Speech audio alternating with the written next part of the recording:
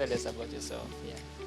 I'm Dr. Julian Ade Omara, a doctor in agriculture and road transformation, the founder of Delight Uganda Limited, Delight Noi Agrobusiness, a board member of Private Sector Foundation Uganda, Kurika Uganda, Bustema University, Wow. and a chairperson of Noya Fruit Growers Cooperative Society. A housewife, a mother and a grandmom, and an employer. Wow.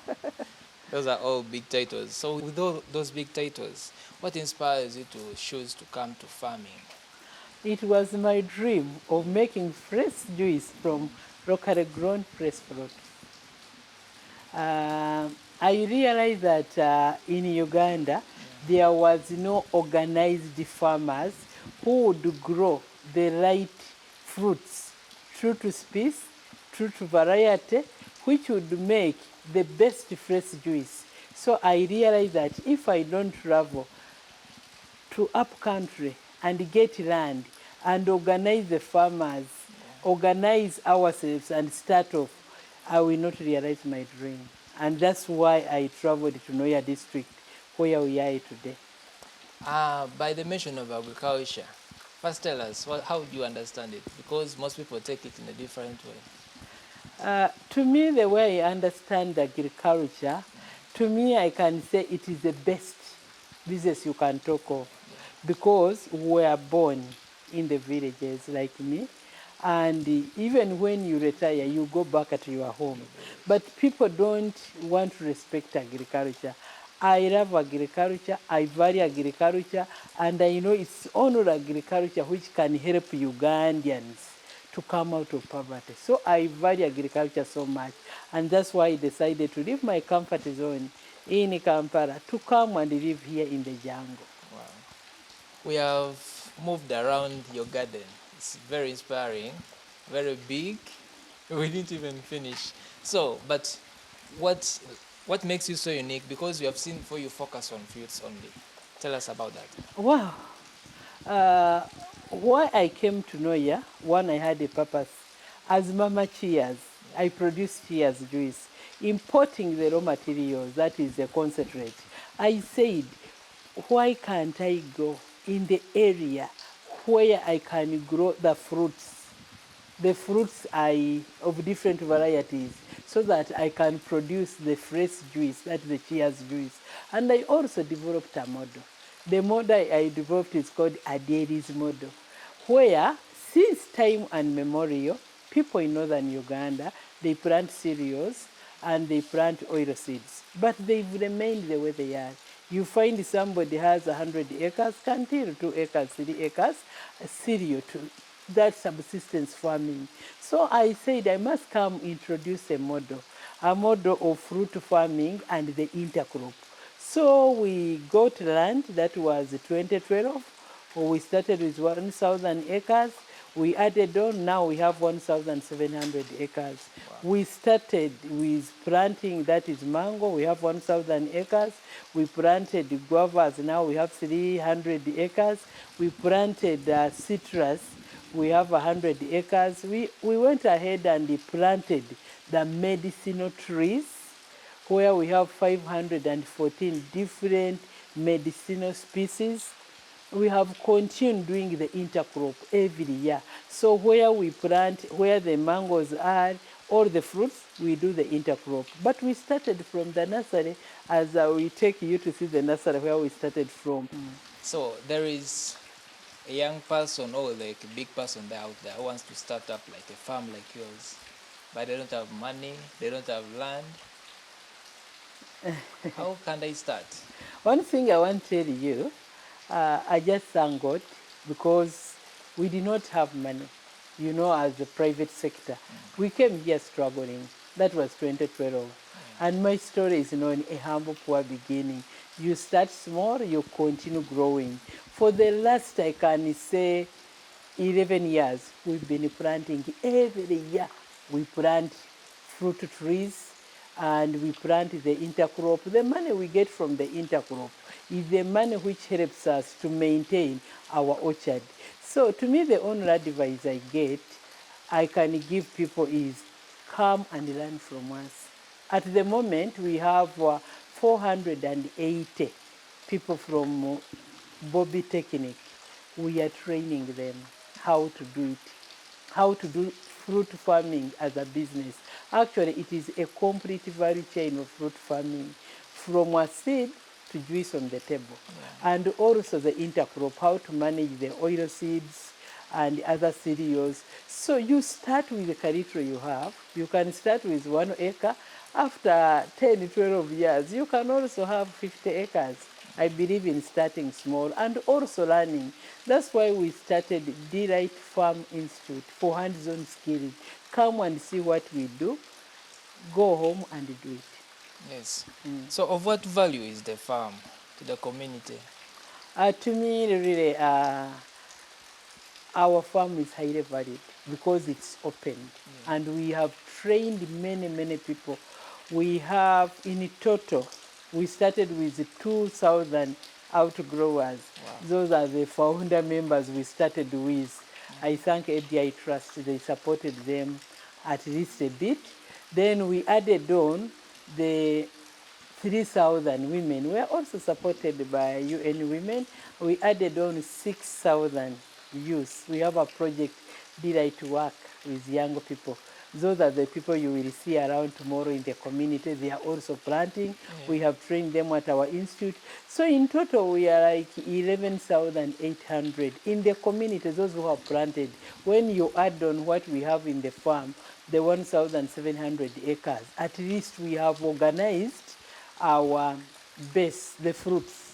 So when we bring the factory, we shall have the raw materials in our to use in our factory. Yeah. Yes, you have seen you're a farmer, you have a very big farm, and it's a rainy season. Is the rain affecting or helping? For us, as farmers, we thank the Almighty God. As it is raining now, time for planting, a farmer must be in the garden. A farmer must be at home, not in Kampala, in the garden, and practically do it. What gives us more credit in life, we are practical farmers. We are not telephone farmers. Yes. So most farmers out there, they wait for rain season to start planting. Like, do you advise them also to be planting also in dry seasons, or they are specifically seasons where people should? In Uganda, we have 2 seasons in a year. Yeah. We start from January, we start preparing our gardens, and we get ready to plant in March, April, and that is for the first season. So we harvest between July and August. But again, we prepare other garden. We start in May. May we do the first plow. June we do the second plow. We do the harrowing in July, and other crops like rice, we start planting for 6 months. We plant sorghum, we plant different crops. But one advice I give a farmer, you are supposed to prepare your garden in time, not to prepare when it is a planting season. At least you have 2.5 months to prepare your garden to be ready. So how is the agriculture, Ugandan agriculture standing? To me is we left the agriculture to the poor people, subsistence farming, and they are the one who feed us. Can you imagine? The poor people, the undeserved, and we still wait for food in the market. To me, one thing I would advise people who have money to organize and study and to do commercial farming. At least in Noya district, we have so many commercial farmers, and we have the biggest number of tractors and combine harvesters in the country here in Noya. To me, I advise people who have cars, people who have gone to school, they are the right people to do agriculture like the way it is in Israel and in other European countries. We must turn it the other way down, because you cannot think the people who are doing subsistence farming to feed the nation, it is the rich, it is the people who have money, who have the knowledge to do it in the right way. And also I believe so much in partnership. The academician to come and do their technology transfer from their head to teach the practitioners. That's why we did we had to make our Delight Farm Institute for hands-on skilling. So those people who are searching for knowledge, they should come at our institute. Those who have the knowledge, they should also come at the institute. We go to the garden. For us, our trainings are done in the garden, not in the class, because it's where you can see where to improve, what is that thing I can do better, how can I put the practicals right. So those who have the theory, we invite them to come, and those who are lacking the knowledge, they come so that we can work together. That's what I believe. And that is the only way we can transform our agriculture here in Uganda. And also to partner like with NARO, we carry out research, then we put it into practical use. Most young people out there, from like, let me say, even when I was growing up, in school, most young people, like, they tend to ignore agriculture. And I see for you, set up an institute for agriculture. Will you get those views? Because most people, they have this mentality that agriculture is the last option for someone to take, or farming is the last option for someone to do so. What do you tell the people out there? To me, I think that mentality is very, very bad. And I'm proud being a farmer. Yeah. And the best decision I have ever done in my life is to come to the farm. And I started with my family. My husband is supporting me. The children, we had to tell them, and they have seen the benefit of agriculture, and they are very happy when they are in the farm. To me, I think as a nation, Uganda, we must start from the curriculum and start training people from our children of the nursery, primary, to admire agriculture. Yeah. To know that milk is got from the cow, not from the fridge. To know a fruit is got from a tree, not from the market. We must appreciate our agriculture. We are so blessed, Uganda. We have 2 seasons in the year. We have fertile soil. And it's only in Uganda where you can go and beg the elders, the rich people, and they give you land user right to use their land. I think we have more strength as a nation in agriculture than in any other thing. We cannot go and compete with Arab countries where they have a lot of oil, or Japan, or what. In Uganda, in Africa, our strength is in agriculture. To me, I think we need a total mindset change from the government, NGO, the way of doing things. You cannot do telephone farming. That's why people are making losses. Yeah. And you cannot make any decision when you are in office. Several times my husband say, come and make a decision in the garden. So for us, all the challenges are solved in the garden. That's why here at Delight Uganda Limited, we insist hands-on skilling. Those youths, others, yes, we have them, like we have 48 of them, we take them to the garden. And even the 6,000 youths we are working with, we must bring, per week we embody 60. We take them to the garden. Yes, complaints are there, and they were saying, they reported me to the Bishop of Gurach Diocese, Adiel is overworking us for keeping them in the garden for only 5 hours.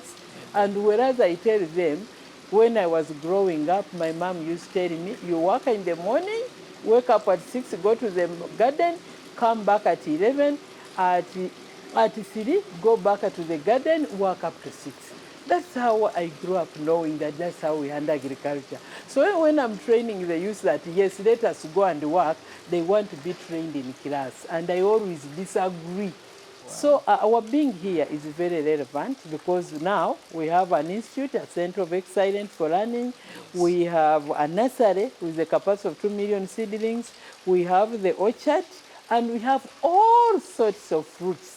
Even we are raising goats, so that, and the eucalyptus. So we sincerely believe that if we all work hard and produce, we have like 150 acres of cassava, we plant potatoes, we plant sorghum, we plant at least rice. Here we don't buy food. We have everything. Yeah. We must live in a home of abundance. And when I was growing up, that's what my mom used to tell me. And we used to work hard. And when you are used to work, You will never lack anything at home, yes. So, Mama, who is responsible for educating the community? Because we see even the farmers, they don't come out to tell the people how to grow, how to start, what the good things in it. Like if you go online searching for farmers, there are no people. You find a few of them. Why is it that, okay, who is responsible for educating the community To so me, that the community can know about I farming? think it's a responsibility of government, NGOs when they come to support, but also it's you and me. It's our duty to ensure we are there for each other. Yeah. As a member of Catholic Charismatic Renewal, I must value who a neighbor is. So it's a neighbor To tell the responsible to neighbor, empower the neighbor. another a neighbor. Yes. Yeah. To me, I feel it's my responsibility, and I'm also supposed to work with other partners because me, I have a dream to make fresh juice from fresh fruits. I have a duty to educate the farmers to produce according to the standard I need. To me, I think it's my duty, and it's a duty of government and other people also to help.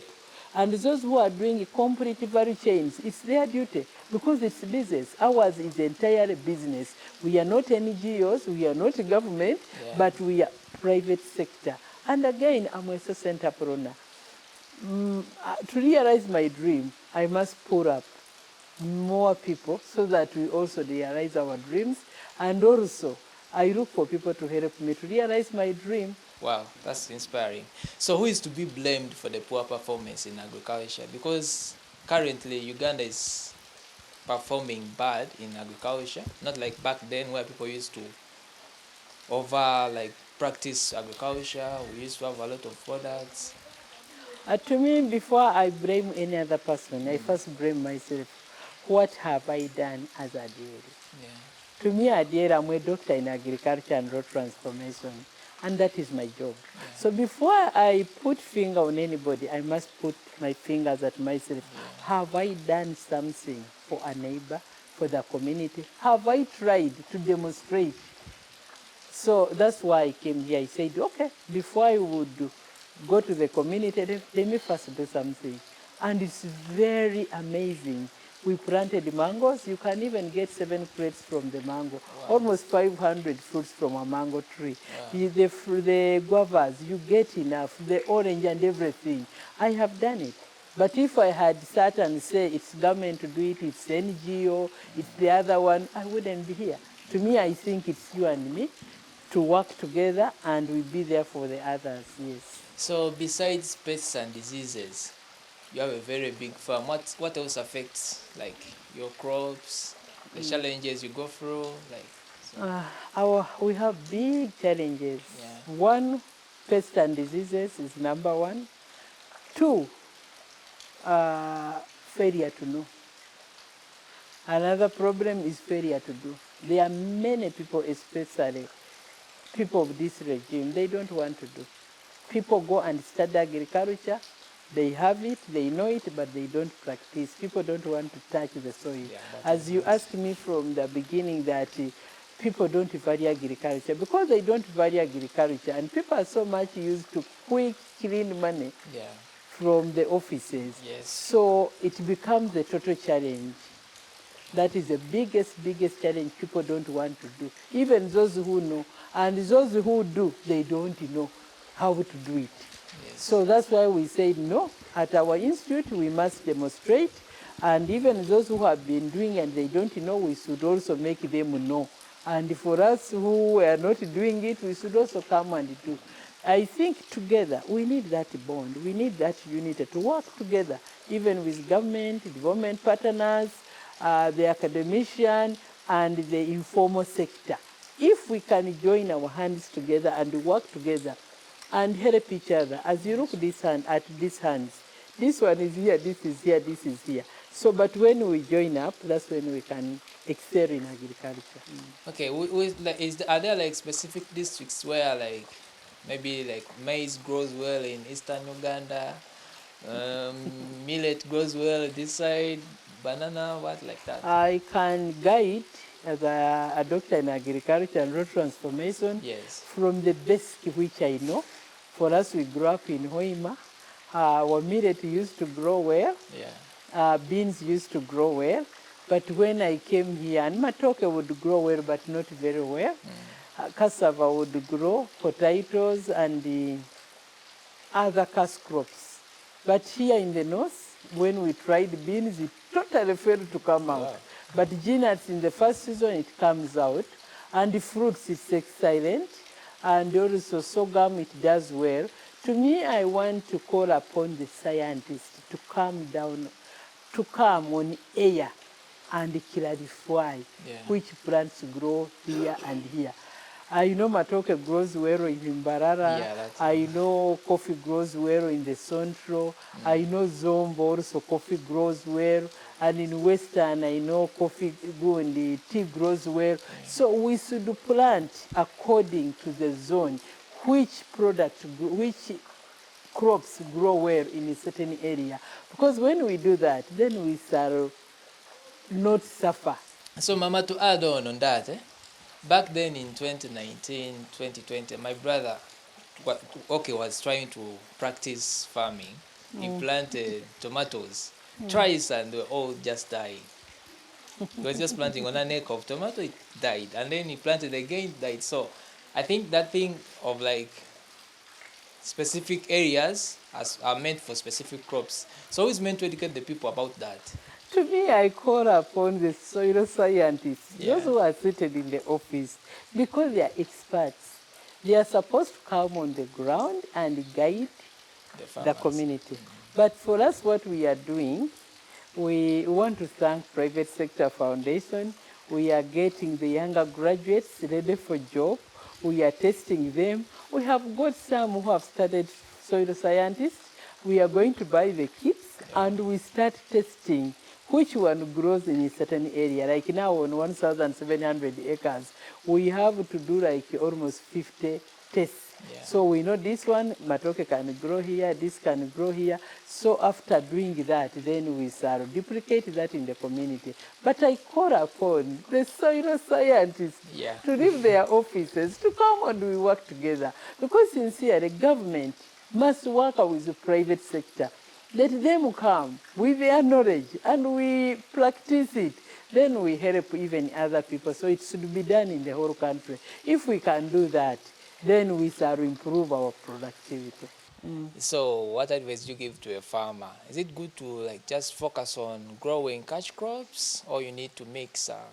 To me, I believe in creating the dollars worth. You must think about yourself, not to be like these other farmers, the big matoke you take to the garden.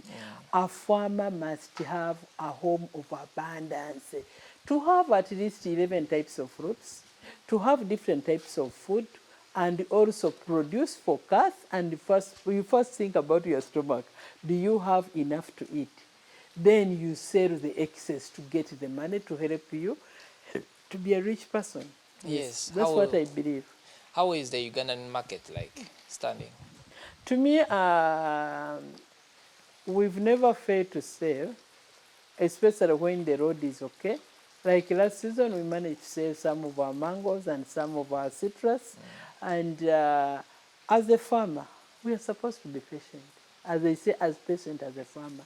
If you make a roast this season, like we roast out on granules, Yeah. we planted 50 acres of granules, we only managed to get 10 bags, and it was nothing in it.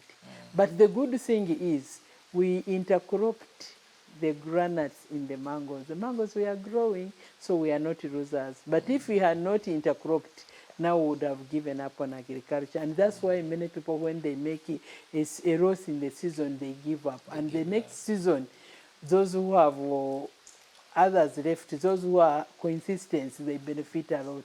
So me, I want really to encourage farmers to be patient, to work hard, and ensure that at least you go to the garden morning and evening, and also you are there to plant this and this, so that if the genets have died, you find that maybe beans or green gram and other things have grown.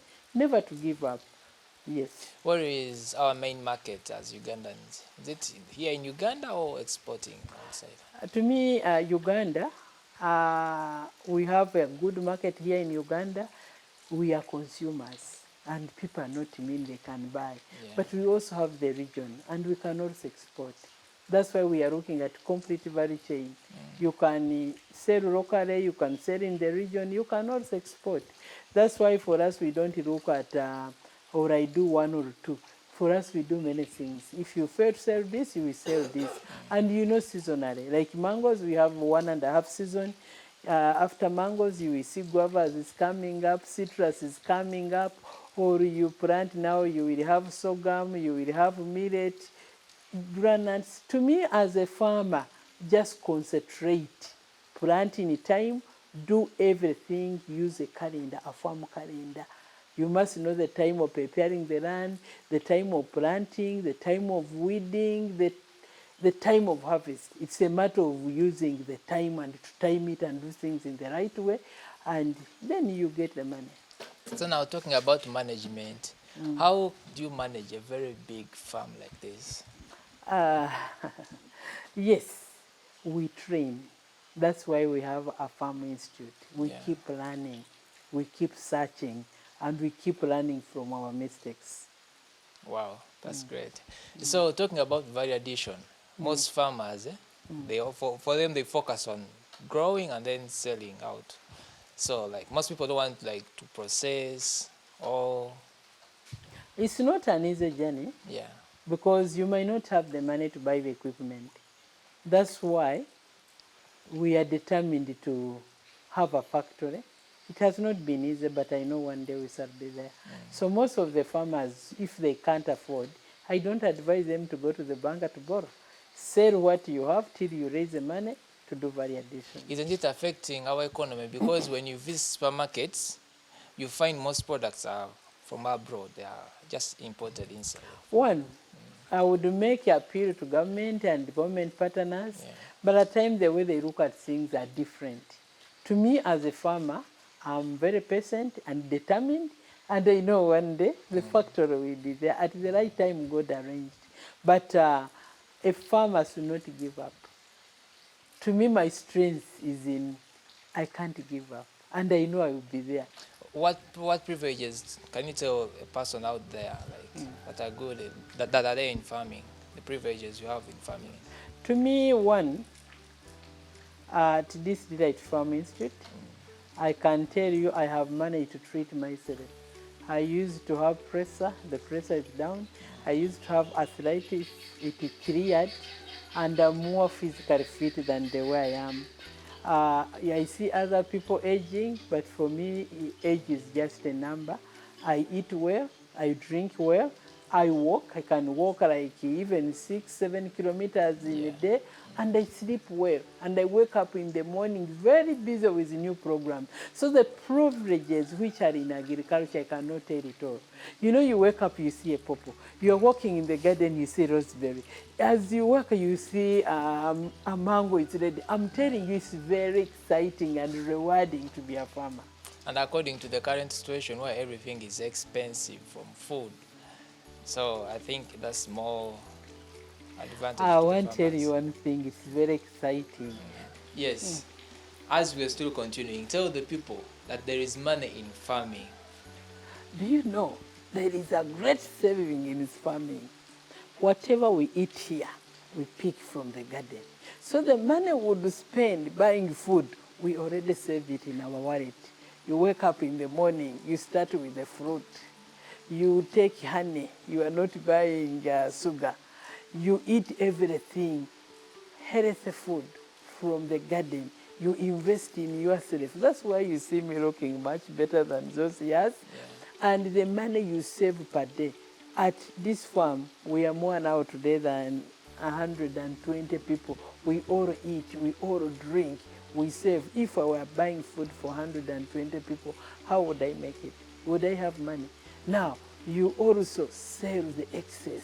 As I said, there is the intercrop, there is the fruits, and you see every year, season of the year, there is something you can sell. To me, I sincerely believe we should concentrate in farming as a business. Wow. Thank you so much. Welcome. Yeah.